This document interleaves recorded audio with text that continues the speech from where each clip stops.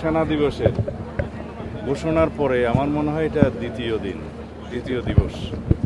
গতবার একবার পেয়েছি। এটা রাষ্ট্রীয় মর্যাদায় আজকে আমরা পালন করলাম। মহামান্য রাষ্ট্রপতি এসেছেন, মাননীয় প্রধানমন্ত্রী এসেছেন, তিন বাহিনী প্রধান এবং স্বরাষ্ট্র মন্ত্রণালয়ের সিনিয়র সচিব, বিজিবির মহাপরিচালক জনাব সাহেব সহ আমরা সবাই এবং শহীদ পরিবারের যারা সদস্য নিকটাত্মীয় তারাও পুষ্পমাল্য অর্পণ করেছেন। আজকে বিকেলে দোয়া মাহফিল আছে, ইফতার পার্টি আছে, সেখানে কিছু আলোচনা সভা হবে। এই মুহূর্তে আমার অনুভূতি হচ্ছে বাংলাদেশের স্বাধীনতা সার্বভৌমত্ব রক্ষার্থে যারাই জীবন দিয়েছেন তারা চিরস্মরণীয়, চিরভাস্বর।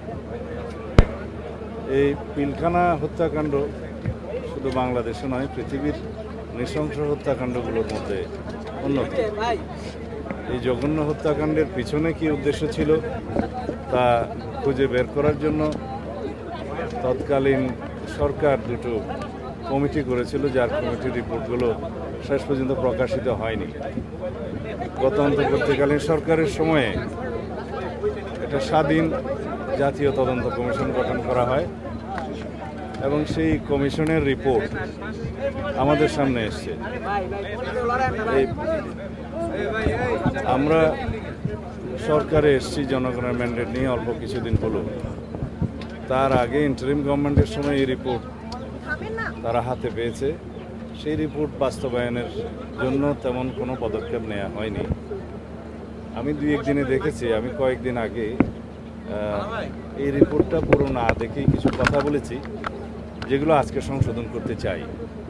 আমরা নতুন করে কোনো তদন্ত কমিশন করব না, যেহেতু জাতীয় একটা স্বাধীন তদন্ত কমিশন গঠিত হয়েছে এবং তারা দক্ষ উপযুক্ত ব্যক্তিদের দ্বারাই গঠিত হয়েছিল। তাদের রিপোর্টে আমি একটা গ্ল্যান্স যা দেখেছি, যেহেতু আজকে কথা বলতে হবে সেই জন্য, তাতে যে সমস্ত সুপারিশমালা এসছে প্রায় 70টি মনে হলো। আমি আরও ডিটেল দেখব। সেই সুপারিশমালার অনেকগুলো বাস্তবায়নাধীন, আর বিচারাধীন যে মামলাগুলো আছে, কিছু আপিল পর্যায়ে আছে, কিছু অ্যাপিলেট ডিভিশনও হয়তো আছে। এই জুডিশিয়াল প্রসেসটা সমাপ্ত করা হবে। আর অন্যান্য যে সমস্ত রিকমেন্ডেশনস আছে এগুলো আমরা ধাপে ধাপে বাস্তবায়ন করব ইনশাআল্লাহ।